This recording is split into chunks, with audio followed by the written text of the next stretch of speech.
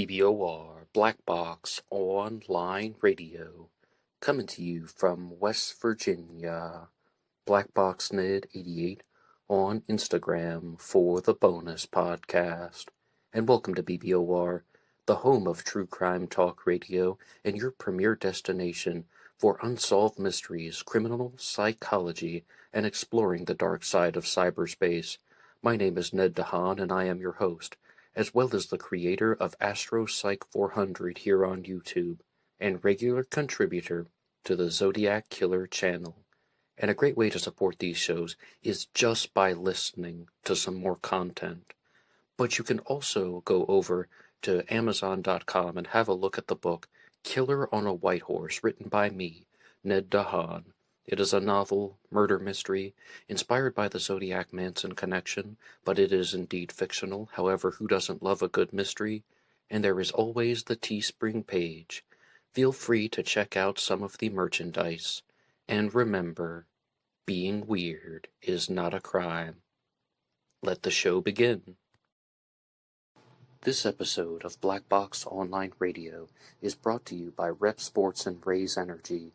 Are you a fan of energy drinks, protein shakes, and health foods? Well, I sure am. I use the stuff almost every single day.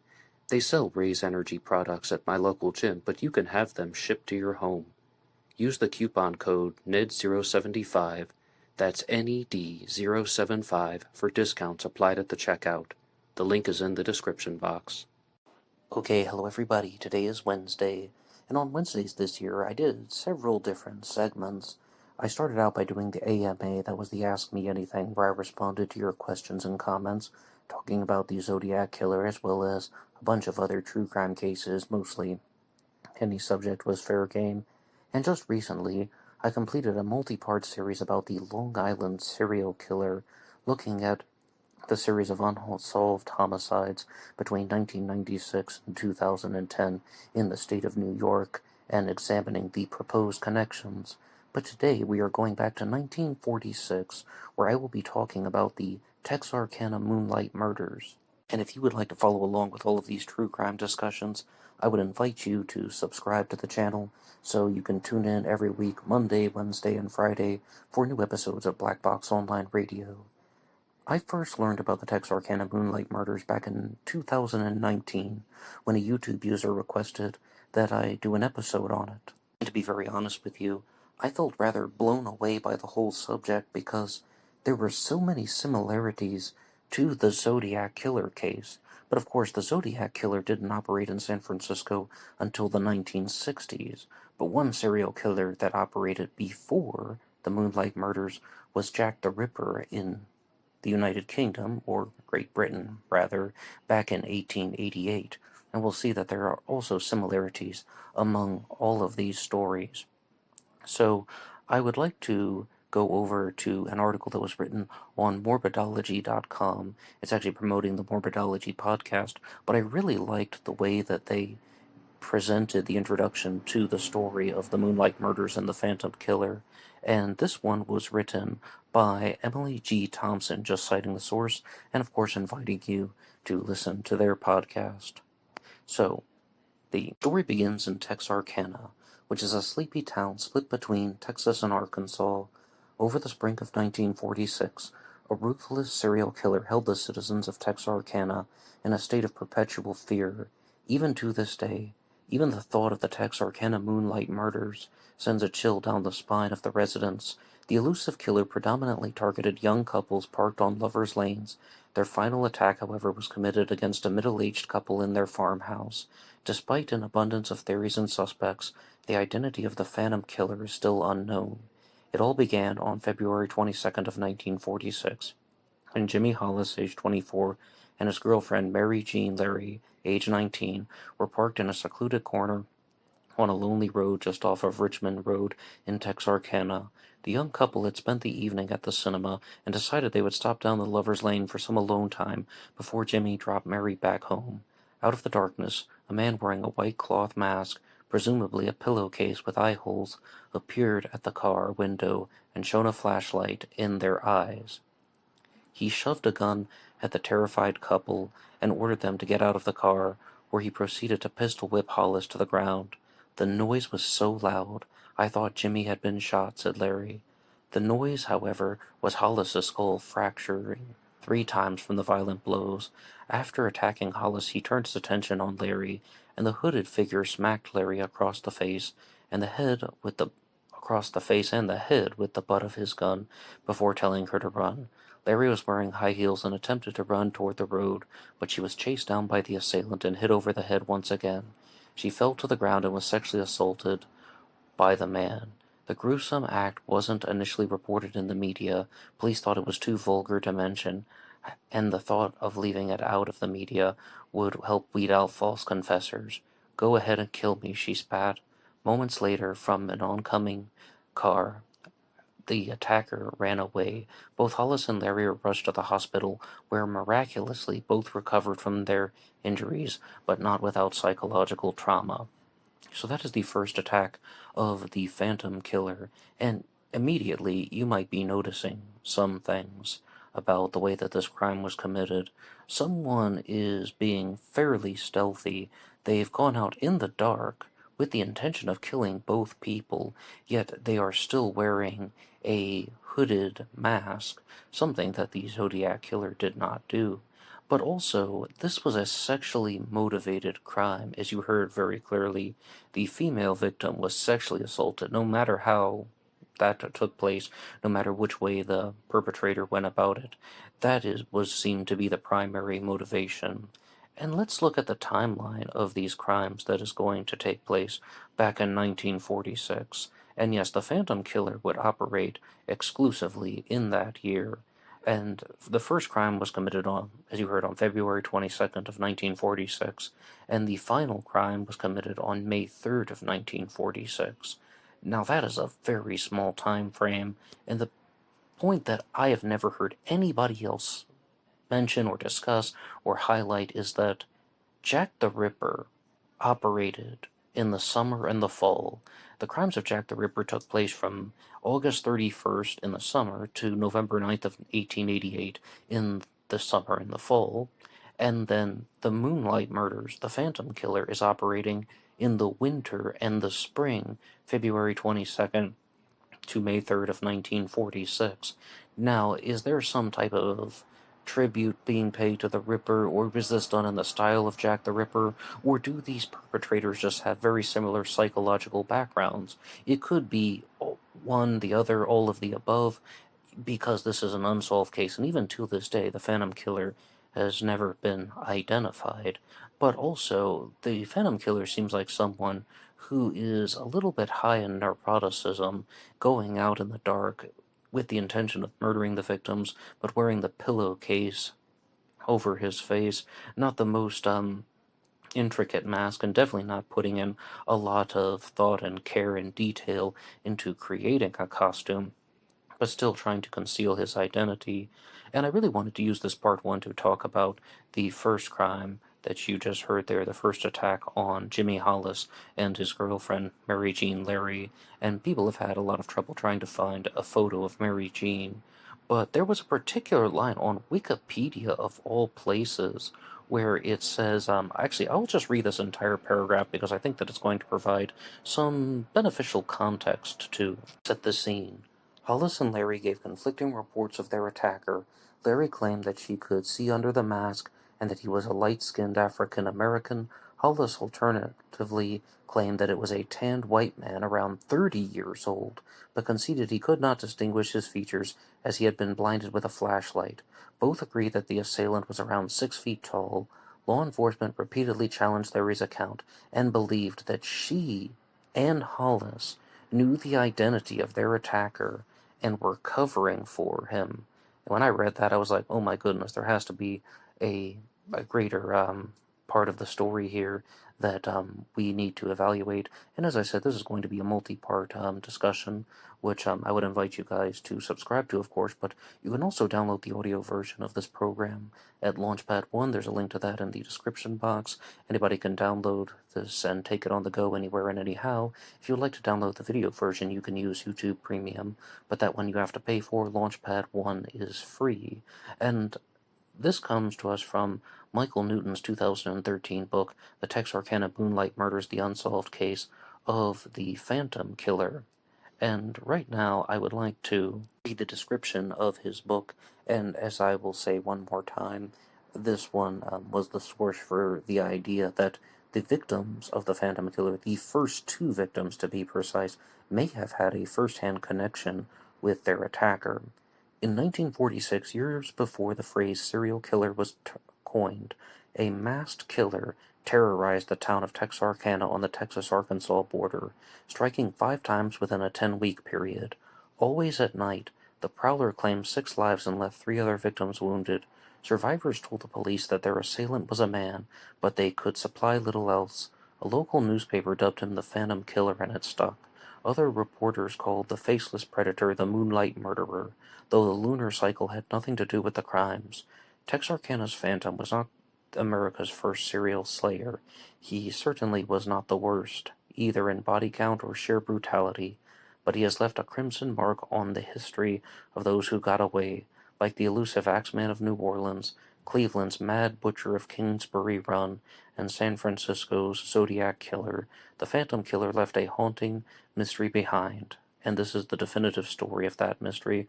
One more time, the book is called The Texarkana Moonlight Murders: The Unsolved Case of the 1946 Phantom Killer by Michael Newton.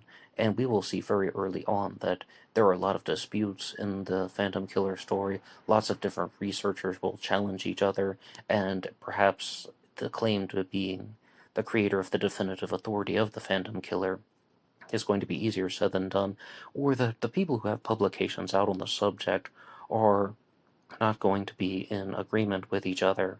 But to look at this piece of text here, firstly, they bring up the possible motive of the Phantom Killer, the Moonlight Murders, using some type of lunar cycle as a motive for the crimes, and to be very fair, Michael Newton has dismissed that in the paragraph that I just read.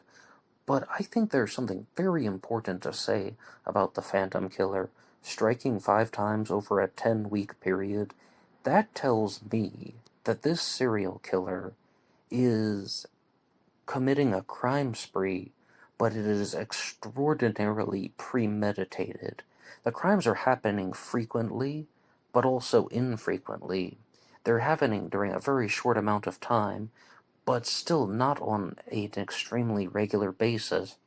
Not once a week, not twice a week, not even once every 2 weeks, it seems. It actually, well, I take that one back. It might actually be, depending on the way you determine 5 times over a 10-week period and averaging it out, but the dates don't seem to be giving us a whole lot of meaning. So my only interpretation of that is that this person is very premeditated, and the Phantom Killer knew exactly what he was doing, in complete control of his mental faculties, and also had the direct ability to choose victims not at random, but at will. Now, as far as some of these other serial killers here, the Axeman of New Orleans, I have a couple episodes out about that particular story, and I've also had the opportunity to correspond with Miriam C. Davis, who does indeed claim that she wrote the definitive authority on the Axeman of New Orleans, and that there really was not a single book that tried to tell the story as accurately as possible until Miriam C. Davis wrote her book about the Axeman. And the Axeman of New Orleans, I think, was a direct Jack the Ripper copycat, and I'm totally talking about the letter. There was a letter that somebody had written saying any house that doesn't have a jazz band playing will be attacked. I think that that was not written by the killer. I think that that letter was absolutely not connected to the murders. Instead, it was most likely written by a jazz musician who wanted some employment for the night, but it's not written by someone who sounds like a deranged serial killer. Instead, it is written by an attention seeker, and you can hear all of my observations about the Axeman in that series, but I just wanted to point out that there's a similarity between the Phantom Killer and the Axeman of New Orleans, and that is, I think that they were both inspired by Jack the Ripper, and if anything, it could be just some coincidence about the dates, about how the Phantom Killer is operating in the spring and the winter and the spring, and the case of Jack the Ripper involves the summer and the fall, but it also made me think that somebody was trying to complete the cycle, or they wanted to do some type of unfinished crime spree in the opposite seasons. I've been very curious about that for a while. As far as Cleveland's Mad Butcher of Kingsbury Run, I'm not really familiar with that case, but one person who is Michael Butterfield of ZodiacKillerFacts.com, and I perhaps will be talking to him again on the Zodiac Killer channel in the near future. I've also interviewed Michael Butterfield previously for the Zodiac Killer channel's Interview with the Experts series, and the last one that they compare the Phantom Killer to is the Zodiac himself. And on the notion of disputes among the activities of the Phantom Killer, I would like to go over to an article that was written by Prudence McIntosh for TexasMonthly.com, and it's called Texarkana Murder Mystery. And the first point is that she states that there are only 4 crimes that should be attributed to the Phantom Killer as opposed to 5, and I will begin her article. In 1946, 4 brutal crimes occurred in less than 3 months in Texarkana. 3 violent attacks were done on young people in parked cars on lovers' lanes on the Texas side of town. The 4th was the shooting of a middle-aged couple in their rural farmhouse on the Arkansas side. At the end of the spree, 3 people had been seriously wounded and 5 had been shot dead. The traumatized survivors gave the police little to go on. And just a quick interjection, I don't really know what they would really be able to give other than the perpetrator's height and build. Okay, he's estimated to have been about 6 feet tall. He seems like somewhat of a muscular guy who could overpower people, but I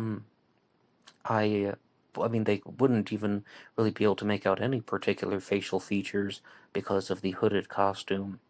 And you see how that distorts not only things like the shape of his nose and his ears, but they couldn't even tell his race from the first attack that you heard there. And I don't mean to jump around too much, but there was something that I wanted to say about the attack on the first 2 victims, where the perpetrator is wielding a gun, but the victims were not shot. What could that be? What is the motive for that?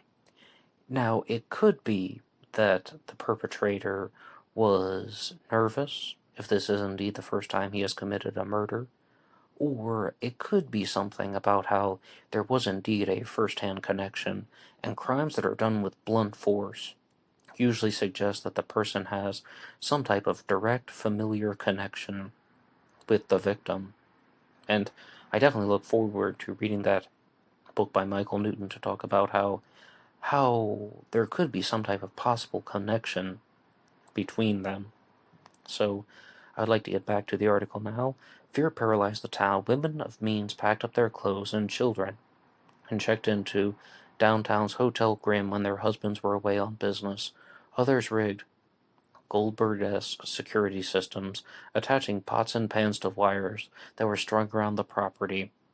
People who had never owned guns slept with loaded pistols on both sides of the bed and made pallets on the floor so their children could sleep beside them.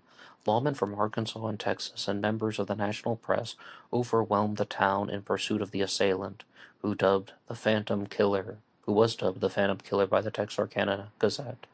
Decades later, mayhem was barely lost its hold on the popular imagination, though imagination is very much the operative word. A handful of books of wildly varying quality have been written about the case. The Town That Dreaded Sundown, a largely fictionalized movie, was released in 1976. A remake of the same name came out this past October. The famous Hookman legend, the one that begins with a young couple parked on a lover's lane and ends with their bodies discovering a bloody hook on the car's handle, is said to have been inspired by the Texarkana murders, though there's no evidence that the Texarkana killer had a hook.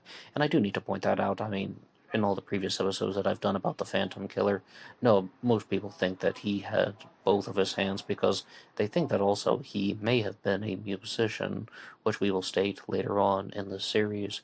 In a state hardly celebrated for its peacefulness, the Texas Department of Public Safety once called the serial killings the #1 unsolved murder case in Texas history.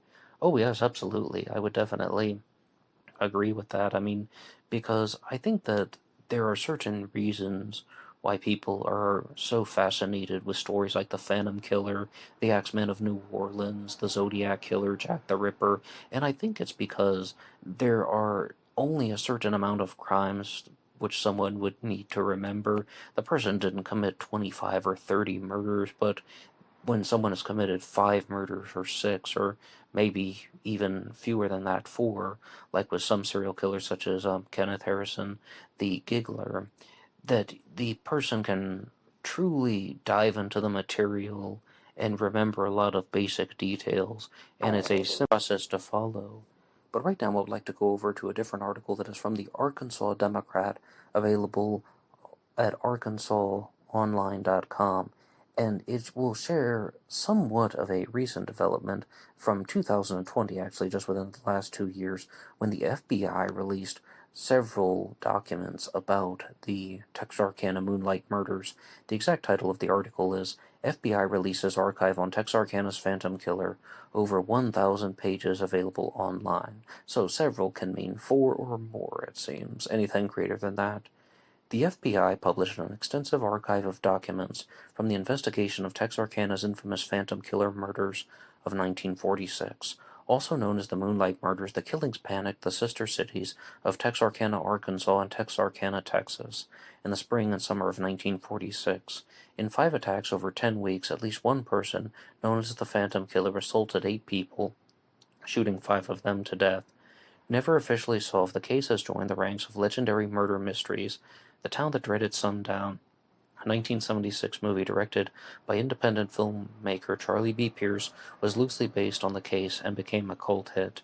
An additional glance through the archives, more than 1,100 pages, reveal memoranda and reports, news clippings from the Gazette, correspondence among to and fro law enforcement, including FBI Director J. Edgar Hoover, photographs and evidence and fingerprints and handprints and maps and diagrams and compilations of leads and lists of suspects dating from 1946 to 1949. It wasn't immediately clear how many of the documents were available to the public before they were published.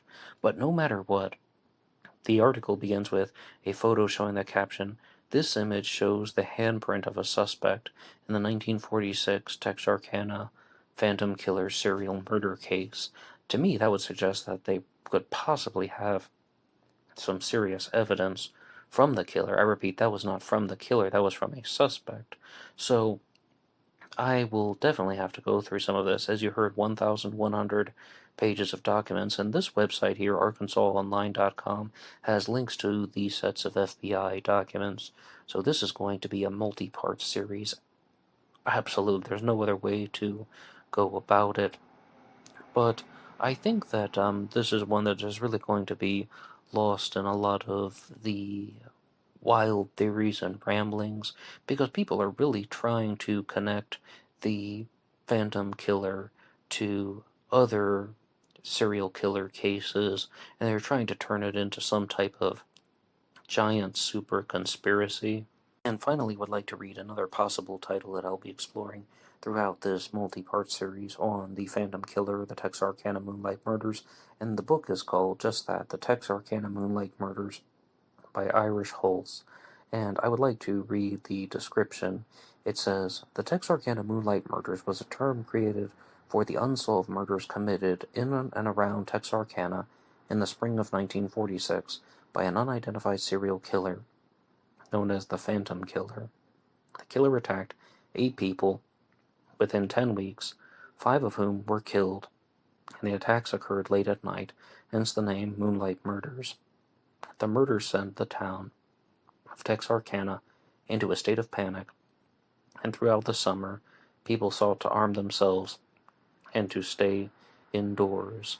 So, I think that, as you see, this is a very brutal story, and even though both victims survived the first attack, I really think we need to point out that there are major similarities to the Zodiac Killer case, because as I understand the way that this first attack happened is there's this hooded serial killer, well, really not a serial killer at this point, the first attack. There's this hooded perpetrator, the hooded assailant, who comes to the car and draws a gun.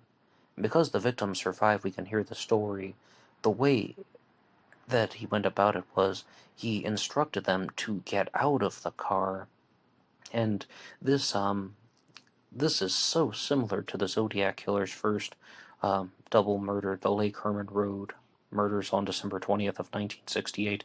The difference is that both of those victims died, and both of the victims in the Phantom Killer's first attack were survivors, but there are also some things that would suggest that there was a type of familiar connection among the victims and the killer, and that would be the idea of wearing a hood at night. And as I talked about the beating, but wearing the hood at night, because if the person were truly recognized by the victims, then that would have interfered with the psychological manipulation.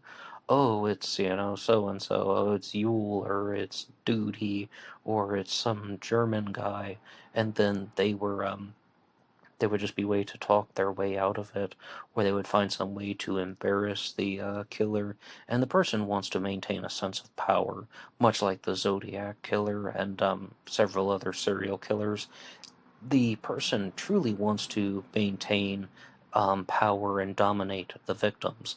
And it really isn't like that with all of the serial killers whom we've talked about, because number one, Jack the Ripper might have had some type of alternative motive altogether. Some people think that Jack the Ripper was working for the British Crown, and it was actually the royal surgeon, if you will.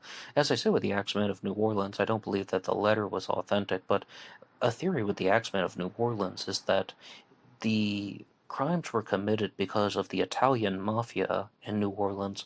Most people think that New Orleans is a French city, right? And it is, but there was also a very large Sicilian population, and influence from the Sicilian mafia could have led people to um, use a process called the Black Hand, which deals with extorting money out of people, and when they would pay, they were attacked by the Axeman, so he could have been a mafia henchman. And yes, indeed, one person there would have been a New Orleans Axeman, just done for a different motive, not purely to be a serial killer, but rather an enforcer for a criminal enterprise.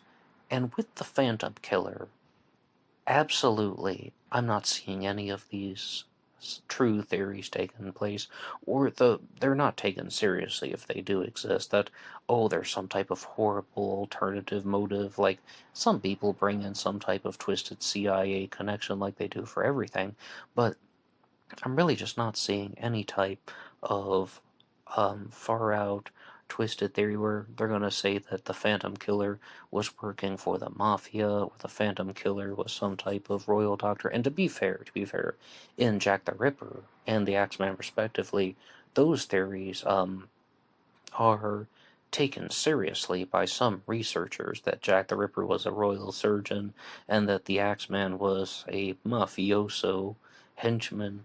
And with the Phantom Killer, though, I think that this is one of the few times when you have a serial killer operating over a very small period of time, and there isn't this wild set of alternative theories. And also, more importantly, I've not really found anyone promoting a very strong case for a Phantom Killer hoax theory.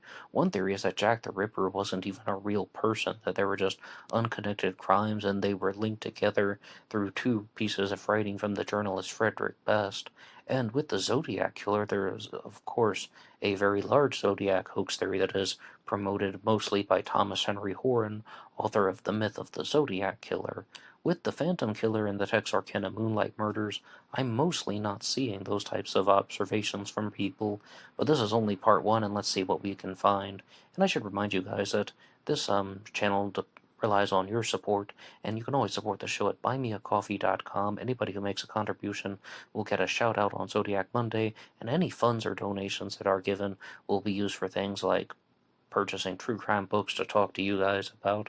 So thank you so much to everyone who has supported the show in the past. One more time, there's LaunchPad 1. Anybody can write the show at BlackBoxOnlineRadio at AOL.com. You can also get me on Facebook. My personal Facebook is in the description box. And as always, BlackBoxNid88 on Instagram. And I will see you over there for the bonus podcast. Until next time.